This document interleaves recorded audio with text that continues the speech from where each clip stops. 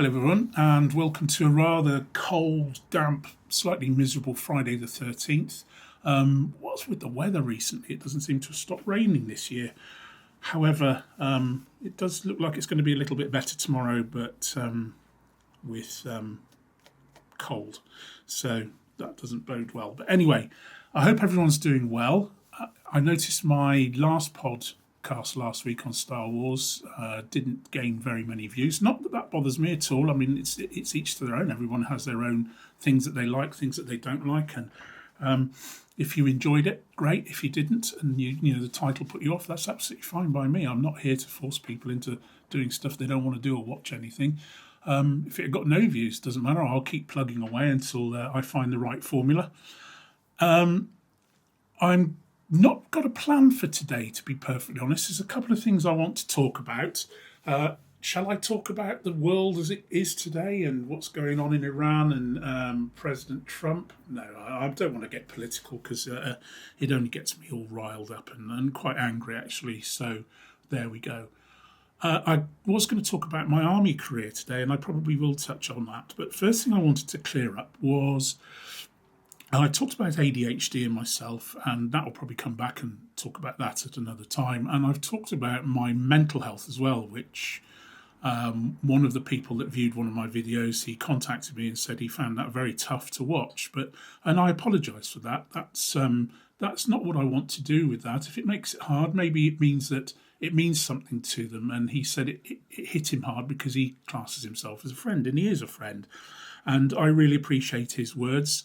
But yeah, I'm okay. Anyway, we'll move on from that because I've covered that and talked about that. It's a medical condition I've had, or a condition I've had since the middle of last year, which has kept me off work and is looking like I'm possibly, in fact, more than likely going to be losing my driving licence for the short term, possibly even longer term. But we'll have to wait and see. The DVLA take forever to deal with anything. It started out a few years ago, and we're talking probably about a decade ago. I had a couple of episodes in my sleep that I was aware of happening where my body would go, my eyes would roll back in my head and my body would go completely rigid. And it happened maybe once, twice, and I put it down to stress. And also at the time I had, and I think I've spoken about this before, I had what was suspected to be a heart attack, but turned out to be purely being stressed out and working solidly for almost 10 years without a proper holiday or break. So I put it down to that, and I hadn't had any ever since. So I didn't feel it necessary to worry anyone and talk about it. However, back in the back end of July, beginning of August last year, they started occurring again, and quite regularly, as in 3 or 4 times in a week.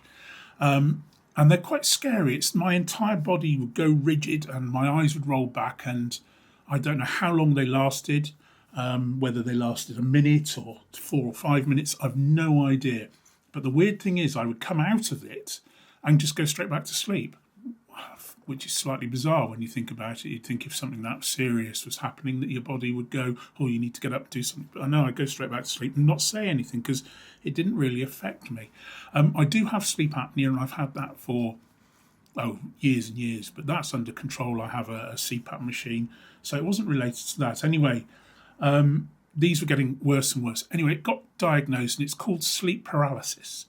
I have quite difficulty saying that word, paralysis. But anyway, that's what it was diagnosed as sleep paralysis. And in itself, the DVLA don't see that as an issue for taking your licence off you or having you medically stopped from driving. There was no reason why I couldn't continue driving. However, I started then getting dizzy, disorientated spells during the daytime. So I'd be shopping, let's say, or I'd be walking somewhere with my wife, and I wouldn't feel right, and I wouldn't say anything because I knew I could get through it, and it would pass. But however, when it happened to me a couple of times when I was driving and I had to pull over, I felt this wasn't the right thing to be. I shouldn't be driving.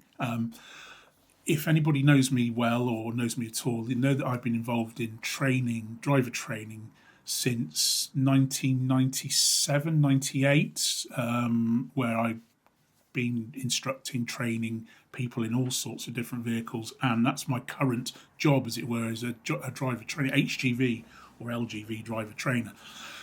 So I thought it was very hypocritical of me to be preaching to people regularly about being unwell and, telling the doctor, telling DVLA, and not driving, to not do it myself. So unfortunately, I have been off work now since August of last year. The company I work for have been fantastic about it. They've been very understanding. And although I'm not getting paid anymore, obviously my statutory sick pay's run out and their sick pay scheme has run out. That's not the be all and end all. I've had an MRI scan, which was seen to be clear. I've had all sorts of other tests, blood tests and this test and that test, and everything has been found to be clear. Yet, I'm still having the sleep paralysis seems to have backed off, and I've told the consultant this. However, my spells of dizziness don't seem to have gone away, and at the beginning of this year, towards the end of January, I actually had a full collapse, as in I was going to go to bed. It was, I suppose, about 11 o'clock at night. I went into the kitchen to get a drink of water from the sink like I normally would do. And I took my drink of water, put the glass down, turned round, and I don't remember much again after that. And I remember a couple of 3 hours later waking up or coming round on the floor. I was absolutely fine. No, I hadn't hurt myself. Thankfully, I hadn't hit anything on the way down. But it was a worry. So anyway, I spent the night downstairs. I didn't want to worry my wife, Jane, in making her, any more, having her lose sleep as well as me. So anyway, I eventually did tell her, so that was all good. But there just seems to be no rhyme or reason behind it. There's no medical reason behind it. There's no. I'm not stressed out at all. I'm in a really good place at the moment. All right, it's a little bit boring being stuck at home, not being able to drive and not doing very much. But that's really what I wanted to let everybody know. At the moment, I'm waiting for a reply yet again from the DVLA on what the next course of action is. But talking to them on the phone, it looks like I'll probably use my driving licence, my car licence, for at least 6 months, and my LGV for at least a year. However, if I can prove to them that I am fit to drive before that, then hopefully I will get everything back. So that's where I am at the moment. This is why I started doing this. I need things to keep me moving. Again, you can see me fidgeting and moving around and all the rest of it. That's again linked into the ADHD that I was talking about before, and the reasons why I do things. So you'll see me and I keep moving down. I've got a pen and a microfiber cloth here, which I keep wrapping around each other and playing with. And it's the one thing I don't know if anybody else is like this, but one of the worst inventions I think ever invented is the clicking pen. Click, click, click, click. Oh my life. If anybody comes into a classroom session with me and starts clicking those things, they'll end up wearing it. I hate the sound of those things going click, click, click, click. However, if I've got one, I'm the worst person for it. Click, click, click, click, click. And it's just as well I haven't got one. I've got a fountain pen here. So I can't click it. But I'm constantly rolling it up and unrolling it in my hand. So if you do see movement, again, that's all down to the ADHD, I'm sure of it. Certain of it. In fact, I know it is. So that's where I am at the moment. Not the best place to be. And it's hopefully it'll all sort itself out. And if it doesn't, well, then let's move on and do something else. Or I'll do something else. I still haven't got out on my bike. I'm going to turn the camera around, and hopefully you'll get a quick shot of it up there on the wall. And it's been there for some time now, and I am very, very annoyed that I haven't been able to get out on it. Because I love being out on it, and I've mentioned that before. As soon as I do, and I'll video it, I've got a camera front and rear, and I'll start doing little vlogs on that or blogs on that. And you can see what I do when I go out, but that's to be at a later date, I suppose I should say, on that one. I need to go through the bike with you guys and explain a few things if that's anybody's interested in that, and even if you're not, tough, because I'm going to do it anyway. And anyway, so moving on, I talked about myself on one of my previous podcasts. Sorry, I'm not sitting very straight on my chair, so again, sorry for the movement. So I didn't talk very much. I can't remember where I got to. I think I got to the early 80s where I'd passed my driving test, etc., and then I joined the army. I actually spent 6 months in Israel, well, a few months in Israel before joining the army, and I'll talk about that at another time. Because I don't want to start talking about Israel now with what's going on in the world, because I'll get sidetracked and say something I'll probably regret. Yeah, the army. The army for me was a bit of an odd one. That I probably mentioned this before. All I ever wanted to do was be a policeman. I really wanted to be a policeman, and I can't remember if I mentioned it. If I do, apologies for repeating it. But I really had my heart set on becoming a policeman, and I went in, did the aptitude test as they did back in the day, got a very high percentage on that. Did a medical, got through on that, and they said, but you do need an eyesight check or an eyesight test to go with your medical. So I went to have my eyesight checked, found out I was almost completely colourblind. If anybody knows of the Ishihara or Ishihara test, the circles around tests with lots of multicoloured dots in it that make up a number. If you want to have a good giggle, send me a picture of a 5 or 6 of those and ask me to recognise the number. And unless it's 2 different colours, I can't see them. I really can't. And that stopped me joining the police from being colourblind. The reason I was given, and I still remember to this day, I even submitted the paperwork with the findings and this, that, and the other, and a little letter from myself saying, I can individually name every single colour on the screen, yellows, blues, greens, reds, whatever it is. However, when you put them in a group, and the letter I got back saying, well, if you were involved in a riot situation, how would you be able to distinguish one colour from another shirt? And I was like, well, actually, I've just explained I can see individual colours. It's when you put them all together as a group, I can't see a number. Anyway, I didn't pursue it. And I was kind of a little bit stuck then as to what to do. So I thought, okay, let's have a look at the army. And I was driving at the time, and I really enjoyed driving, and still to this day, and this is why this is losing my licence is like losing my legs to me. I absolutely adore driving. I love driving. I've driven all over Europe, the Middle East, and I absolutely love it. I'd rather drive anywhere than take a bus or a coach or a train or whatever. I'd much rather drive, or even a flight. I'd rather drive. So I looked at the army, and I went into the careers office in Bath, and they instantly tried to get me to join the light infantry, which was the local regiment at the time, probably still is. But I wasn't interested in the infantry. I was more interested in doing something that had a bit of practicality behind it. I mean, ultimately I was thinking about mechanics and becoming a mechanic, but that didn't really kick off. And then they said, you could be a combat engineer, and it turned out a combat engineer was something along the lines of mine clearance and things like that, and I thought, no, that doesn't appeal to me.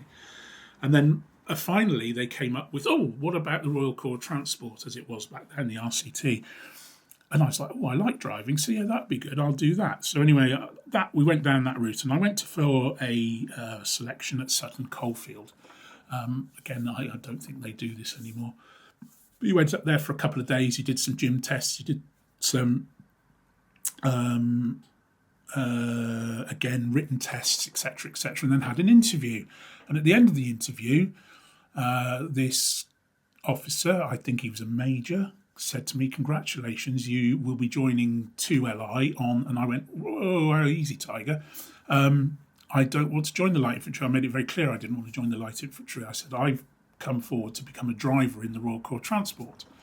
And he went, I don't think they got anywhere. He disappeared, and he came back about 20 minutes later, and he sat down and he said, I don't really think you won't get in there for 6 months, and this, that, and the other.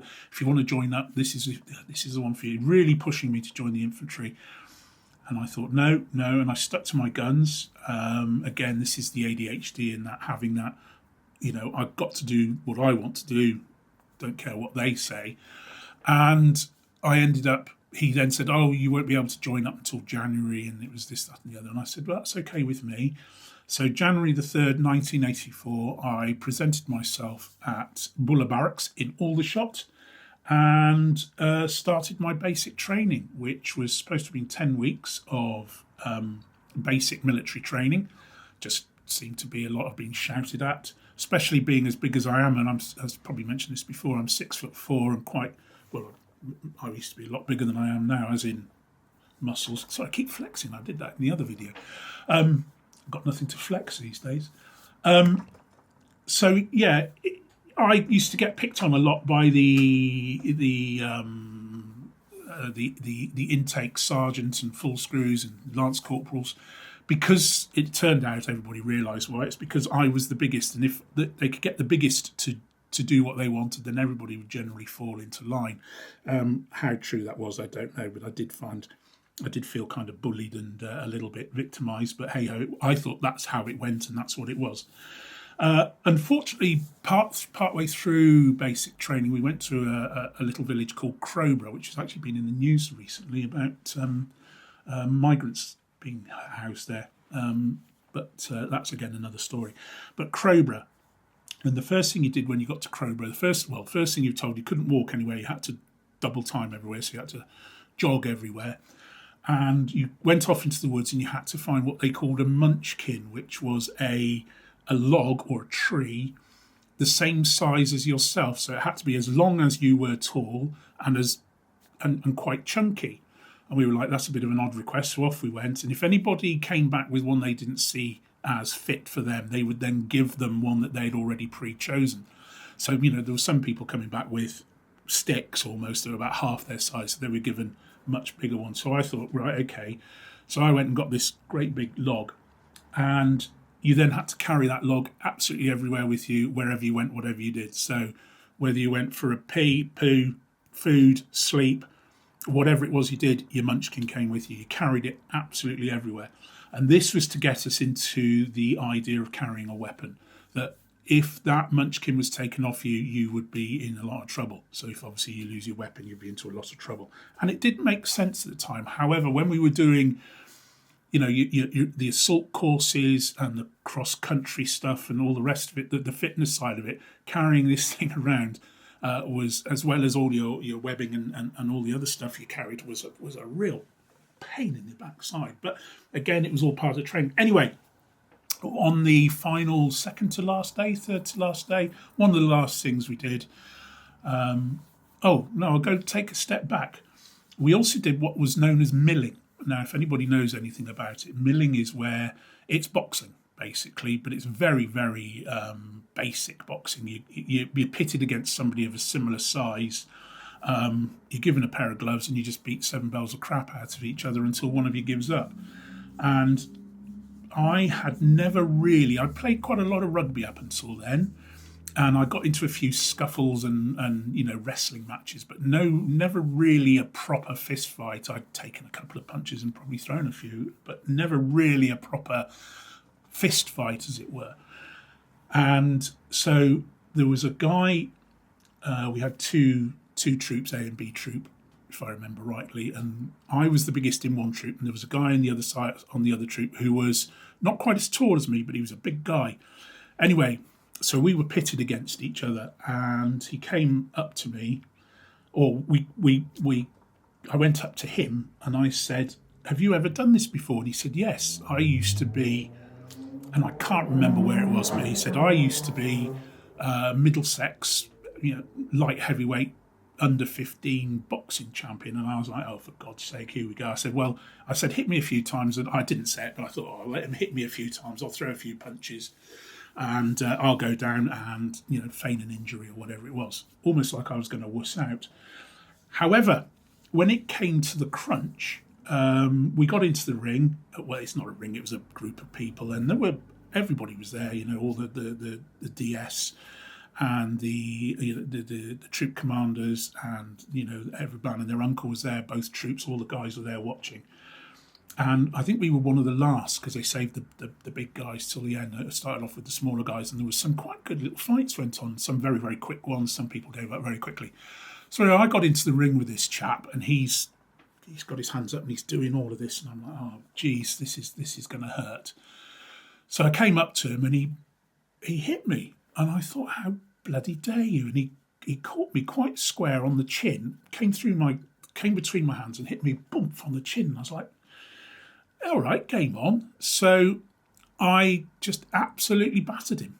I just turned around, and it wasn't about the skill level. The fact that he'd done boxing before had nothing to do with it.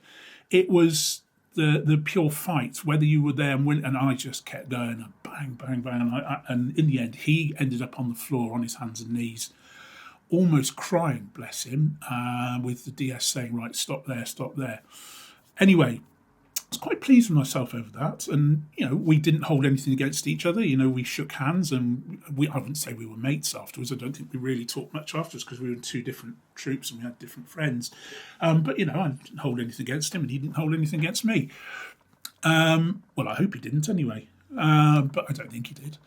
Anyway, a couple of days later, we did a big cross-country run where we had a stretcher with a load of weight on it. We had all had our munchkins. We had the munchkins were put onto the stretcher along with some other weight, and we had to carry a telegraph pole.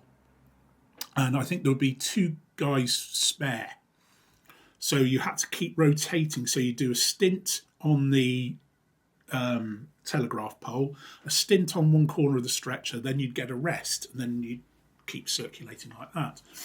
And that seemed to be working really, really well. However, when I got onto the telegraph pole, I couldn't go in the middle because obviously I was taller than everybody else and I was carrying the entire pole. I had to go at one end or the other. And I found that being at the back was absolutely fine because I'm also pushing. But the person in front of me had to be of a similar height because, again, they were cheating because they'd have the log up here and I was carrying all that weight. So in the end, the DS said, no, you go to the front. When you go to the log, the cable, the telegraph pole, you go to the front because then I wouldn't be able to see what was going on behind me, which I thought was a bit cheeky. Anyway, we continued on this run. We were going cross-country. We ended up swimming across a lake. Freezing cold. I've got to remember this is February, March. So it was bloody freezing. So we got back off of that and we were all sat down. We got back to Aldershot, and the following day we were all called together, and 3 or 4 names were called out, including mine, and they was, what on earth's going on here? And they said, oh, you failed Crowborough, and it's like, why? And they said, you should know why. And it was never explained to myself. Anyway, I don't know about the other guys, but it was never explained to me why I'd failed Crowborough. So that meant I got back squadded. And I was back squadded by 2 weeks, not 1 week, but 2 weeks. So I had to go back 2 weeks and start again. However, what that then meant is I went back into the ring, did milling again. And I knew what was coming up this time. And the poor guy I was against, he was actually bigger than me, as in taller than me. Poor lad. He had... his nickname was, unfortunately, was Wingnut. And I hope this doesn't offend anyone, but people were called Wingnut, usually because they had big sticky out ears and they looked like the wingnuts. But he also had a rather large, very large nose.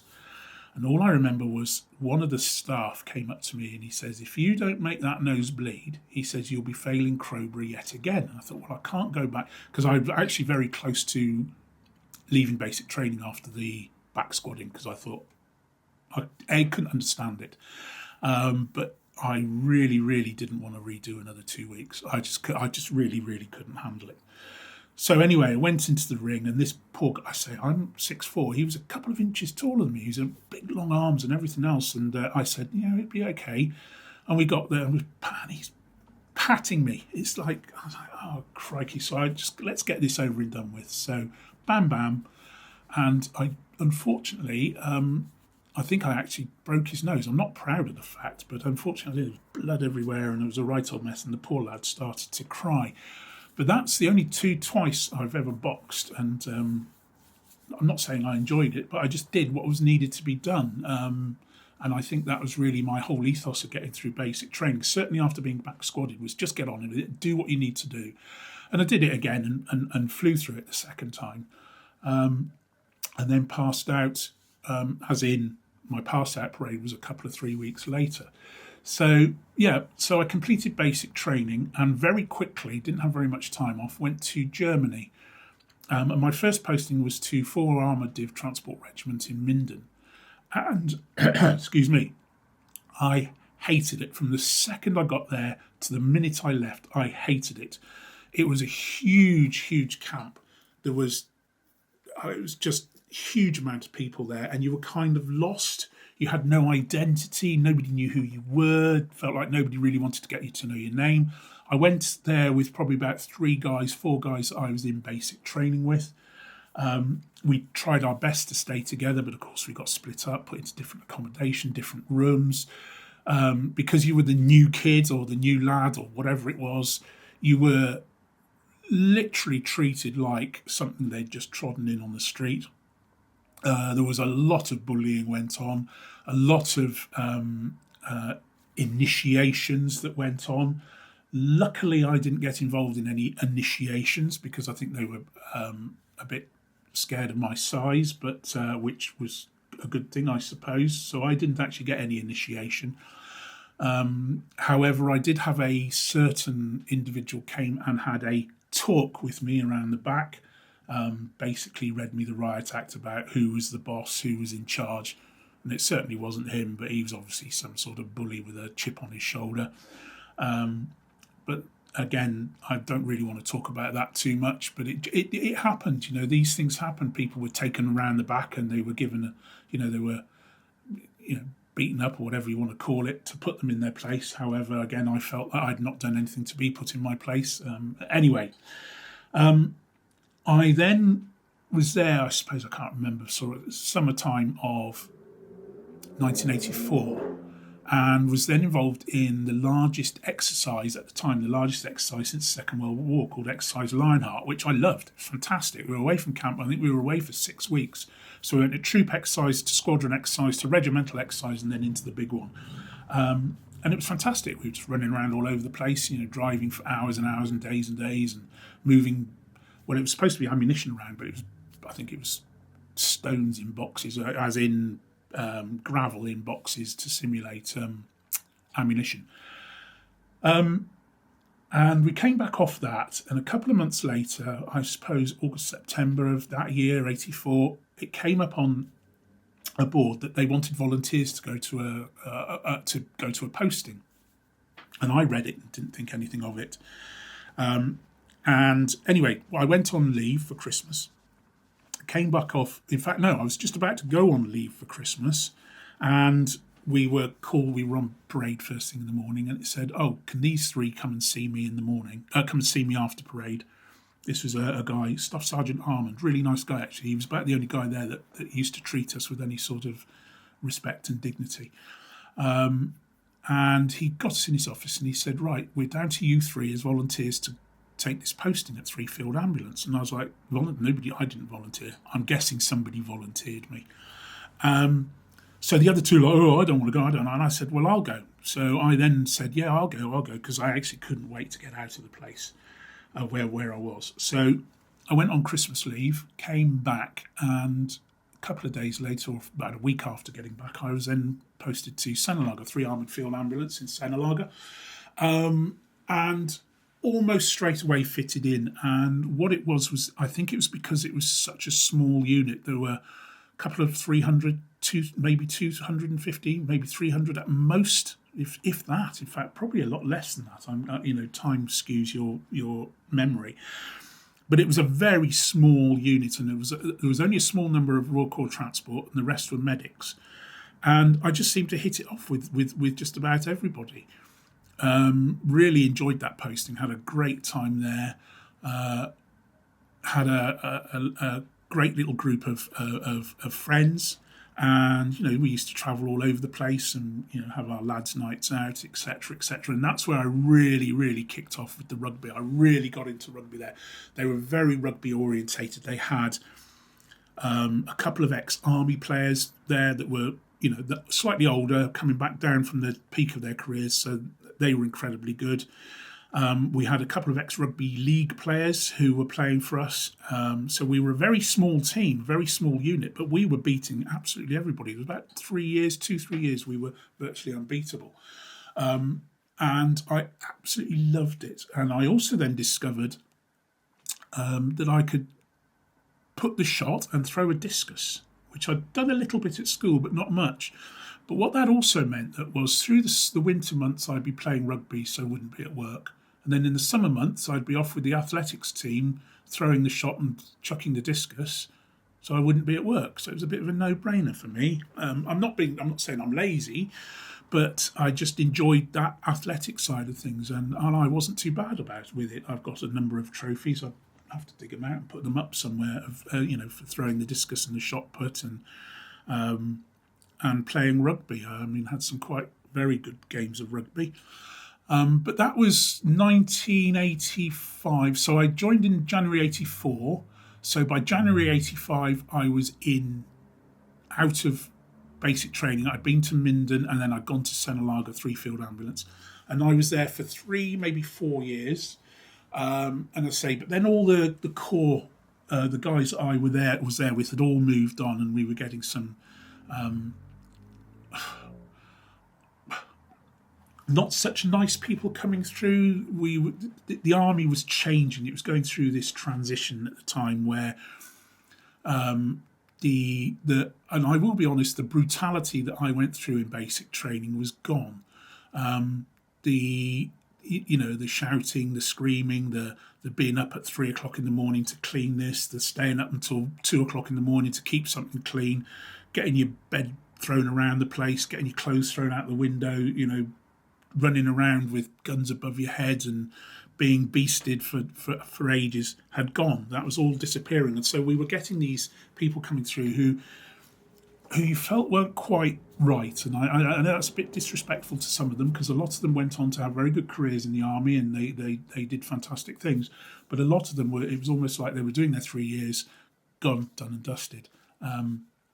So anyway, I then got a posting, came through to go to Bielefeld, which is only just up the road from Senalaga.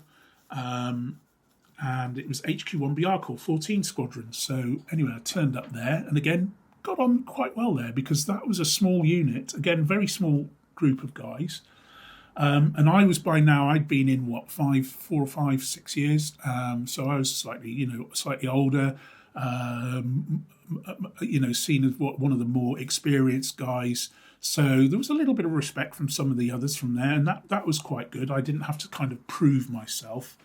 And the only issue with being there was we were on exercise a lot. It seemed like we were away from camp a lot.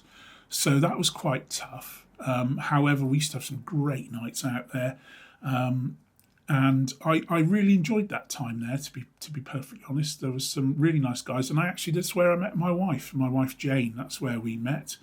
So that was 1985 to 1985, 86, 87, 88, 85. No, 85. So that would be 89/90. So, sorry, basic training and Minden were 84. 85 to 89 was 3 Field Ambulance. 89 to 92 was HQ1BR Corps 14 Squadron. And that's where I met my wife. And in about 1989, 1990, anyway, met her. We were planning on getting married. I was drunk as a skunk and proposed to her, and unfortunately she said yes. And here we are, however many years, 30-something odd years later. I can never do the maths. And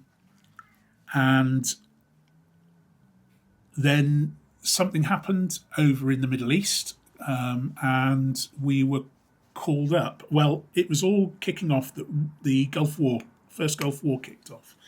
Now, literally on a Monday, we were told by the powers that be that nobody from our unit was going to be going to the first Gulf, would be going out to the Gulf.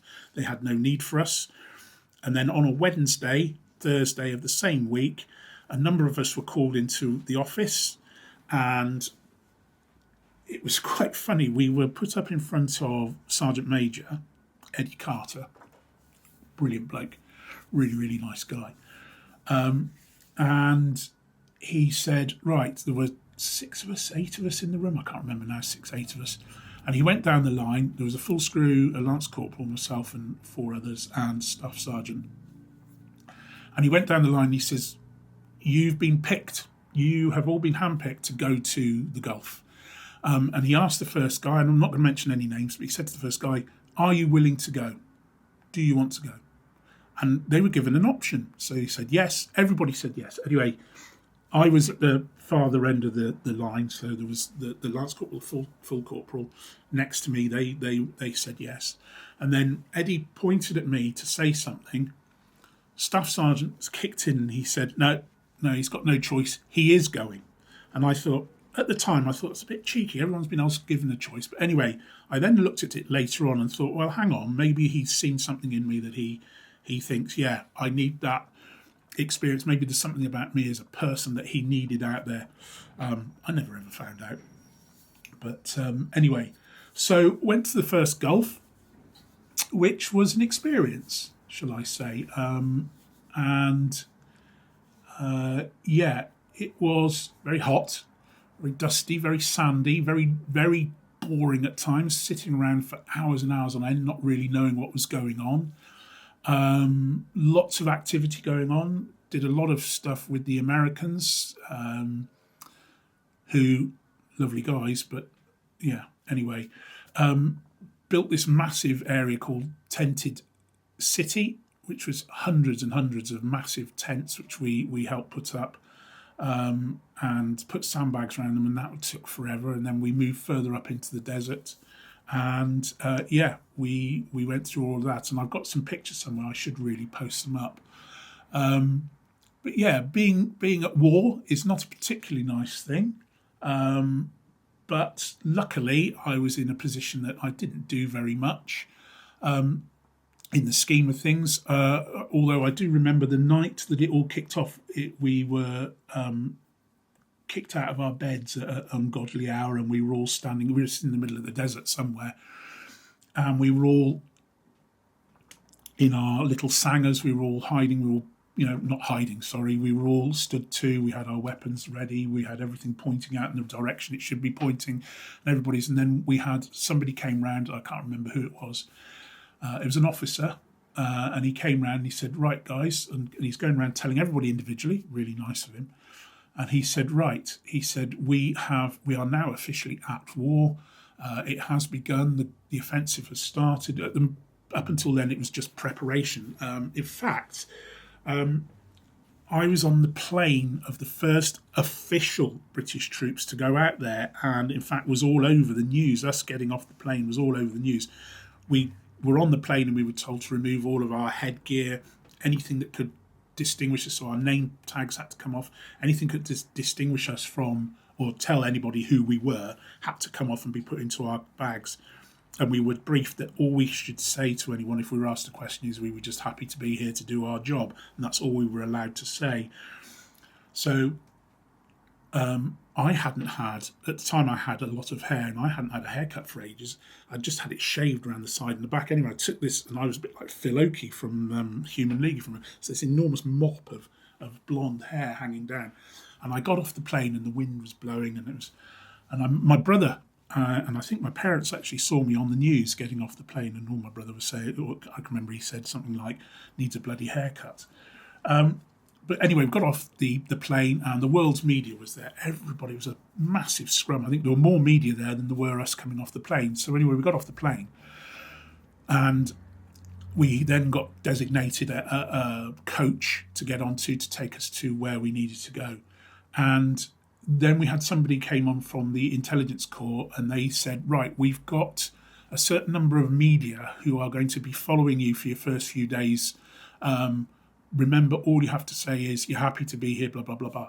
So then you saw the BBC, ITV, the ITN, all these different news broadcasters. You're like, oh, yeah, we're going to be the BBC.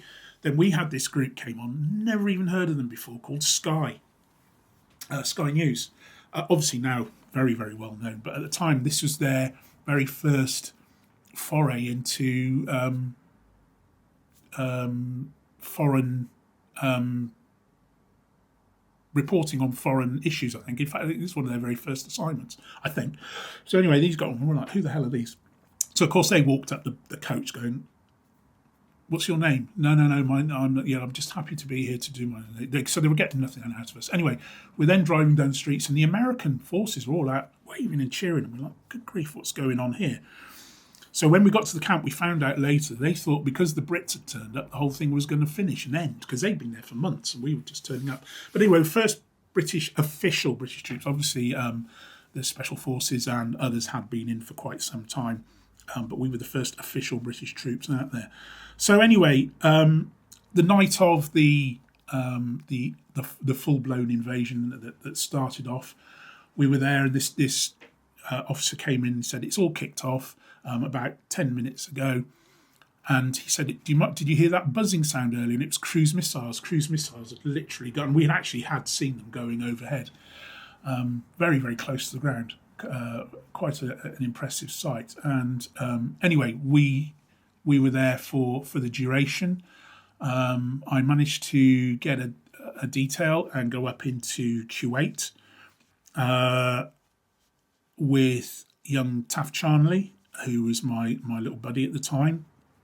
And we went past all the oil fields that were on fire, which was horrendous. Loads and loads of burnt out vehicles, loads and loads of abandoned positions, clothes, and this is military positions, trenches and dugouts, all just completely deserted and nobody in them. I did manage to get hold of an Iraqi helmet, and God knows where that ended up, but I did bring it back, got it home. Possibly, I think my brother probably borrowed it. Fine, he's welcome to it. And then we managed to get to, and if anybody is of an age and remembers, there was this the Basra Road out of Kuwait, where the Americans decided that this stream of traffic that was leaving was full of insurgents, or the what they called, I think it was a Republican Guard they thought was in there. So they just bombed it. They just literally strafed it. And I went up there possibly about 2 days after the incident, and it was harrowing. It was absolutely awful. Mile after mile after mile of destroyed vehicles, and you could see vehicles that had tried to escape into the desert and had been machine gunned or bombed or whatever it was. It was absolutely awful. And you'd be driving along and the vehicle would be dipping into the holes where the old A-10 Warthogs would, when they fire, they literally leave a hole in the ground. They fire so many rounds in one blast that, when if it hits tarmac, it just explodes. And we were going through these dips. Anyway, it was awful, absolutely awful. But it was what it was. I actually, to this, I can't remember why we were there. I know we had a couple of guys in the back who we weren't allowed to talk to. We weren't allowed to ask them who they were and why they were there. But that's what that was. To this day, I believe they were doing some sort of fact finding, or because again they had no headdress, they had no cap badges in, they had no insignia, but they were certainly high ranking. But yeah, so that was very, very interesting. Then we had the Gulf War ended almost as quickly as it started. And we came back on a very sick plane. By the time we landed, apparently it should never have taken off. But anyway, we got back. And one of the very first things that happened when we got back is we were given a month off. Fantastic. Plus our normal leave, which was 6 weeks. So we got 10 weeks leave. I'll never forget it. It was absolutely amazing. So we got a month off, came back from that. And then very shortly after that, this is when I was still at 14 Squadron, I got asked, we got pulled in, those of us who went to the Gulf War were pulled into the Sergeant Major's office again, and we were asked where we would like to get posted, where we wanted to go on a posting. So he went up and down the line, and one guy said, I want to go to Northern Ireland. I can't remember where anybody else said, but I was determined and had always wanted since I joined was to go tank transporting. And Eddie Carter, the Sergeant Major, was a tank transporter himself. He had the badge on his wrist, on his jumper. And I said, sir, I want to go tank transporting 3 Squadron, which was back in Senelaga where I'd just come from 3-4 years previously. So he said, yeah, we can do that. I was now either just got married or was just about to get married. Was it June or July? I can never remember my flipping wedding anniversary. I'm going to get a lot of stick for this one when I finish this and it gets listened to. I can never remember our wedding anniversary. June the 8th, I'm going to say. If I'm wrong, sorry, darling, but it is what it is. So June the 8th, 1991 is when we got married. And as I always keep saying, when I got married, I was fat and happy. Now I'm just fat, which is a joke. Before anybody takes offence, I don't mean it. I'm absolutely joking. But anyway, that's another story. So, got my posting to 3 Squadron Tank Transporter Regiment, which was my dream. I really wanted to drive these huge, great vehicles and with the tanks on, 100 and something plus tons, fully loaded, fantastic. Oh, just the idea. And I loved it. I absolutely loved the job. But kind of felt like a square peg in a round hole when I got there. I'd been in the army by then, sort of 8-9 years. I was, I was one of the more experienced guys. But it was almost like tank transporting was one of those jobs that you got into it and you never left, and it was quite difficult to get into. And anybody coming in new was seen with really, was almost like ostracised and kept to one side and all the rest of it. So anyway, I got through because you had to do more training, obviously, because you're doing quite a specialist job. Really enjoyed it, all this heavy work and heavy lifting. Really, really enjoyed that. And I loved the job, but it was quite tough to get in with the guys that were already there. They weren't. I'm not saying they weren't friendly. They were friendly enough, but you just never felt like you fitted in. And this is no disrespect to being married, but I think being married as well didn't help because, at the end of the day, I'd go home and then come in the next day and you didn't have that bond with them in the evenings, which you'd have elsewhere. So really what I'm saying is if in the army, I think it's more for a single person than for a married person. And I just didn't fit. And, it was an uncomfortable time I was there. I loved the job, don't get me wrong. I really enjoyed the job. And then it came up to I was coming up to my 12-year point, and I decided that was enough. So I went to sign off, and then asked if I could have my last year back in the UK. So that was granted, and so I came back to the UK, went to 19 Squadron in Bulford. I got there in 1995 and I was only there about a year. And I hid basically the whole time I was there. I managed to wangle a job in the motorbike bay, and I didn't do very much. So I suppose by then I'd sort of kind of given up. Did as many courses as I could get out of the army, did my resettlement, etc., etc. And then that was the end of my 12 years. My rugby career finished at 3 Squadron Tank Transporter Regiment. I did a couple of training sessions. They had a very, very good team, really good team. And I went for a couple of training sessions, tried to prove myself, and I suddenly realised it wasn't for me. They actually videoed one game, and they showed the video afterwards, and it was a real eye-opener for me. I thought I was doing okay, and actually at one point there was a break, and I was the only one backing up on the break, popped the ball up to me, and I nearly scored a try. However, up until that point, if you've ever seen the original Jumanji film, there's a point when all the animals have escaped, all the animals are running around, and they stop at a crossroads, and all the animals charge through, and then right at the end there's this fat old rhino going across the screen. And that was like me in this video of the game. The game would move on, and then there was this little rhino, big rhino, following afterwards, joining in, and then the ball would go, oh God. And I thought I was doing all right, and I saw this video and I thought, no, I think that's it for me. And I actually dislocated one of my fingers in that game quite badly. And also, I think I just had enough. I did try a couple more. I went to a couple more training sessions, but it had gone for me. I still love the game, and I love the game to this day.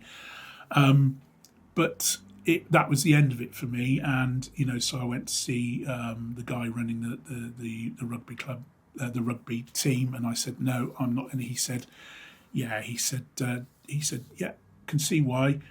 He said, yeah, we would have continued to pick you, but you would have been on the bench and I would have probably only got 5 minutes here, 10 minutes there and all the rest of it. And I thought, yeah, that's not how I wanted to end my playing career, on the bench.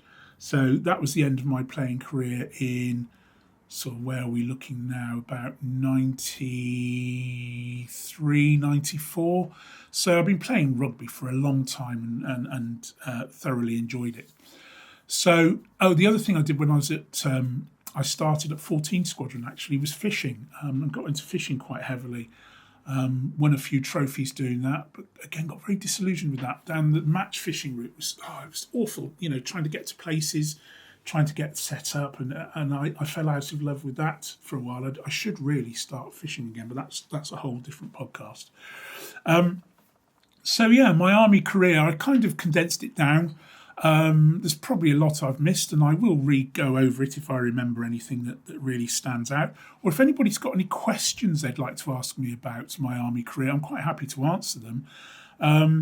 But yeah, 12 years, just over 12 years I did. And yeah, did I enjoy it? Of course I did. I had a great time, but also had some really bad times. Some times in it where, God almighty, why am I doing this? Other times it was a bit boring. Other times it was beyond exciting. But yeah, I wouldn't ever tell anybody not to join the army, but I would give them my experience and then they could make their own minds up on the back of that. So yeah, that's my army career. That's 12 years condensed into less than an hour. However, I say, if I think of anything else that comes up, because I want to talk about the driving and my licenses and things I've driven as a slightly different topic, because that takes some looking into. I didn't talk about the actual tank transporters or the tanks or all the rest of it, or all the different types of vehicles I've driven and my driving experiences. I want to do that as a separate podcast. So anyway, as I said, if you've enjoyed this one, please like it. If you're not already subscribed, please subscribe. It doesn't cost you anything. You don't have to pay anything. You don't have to, I can't see most people who subscribe unless they make their profile public. So if you can think of any questions, please fire away. Or if there's anything you'd like me to touch on in my army career, then please do.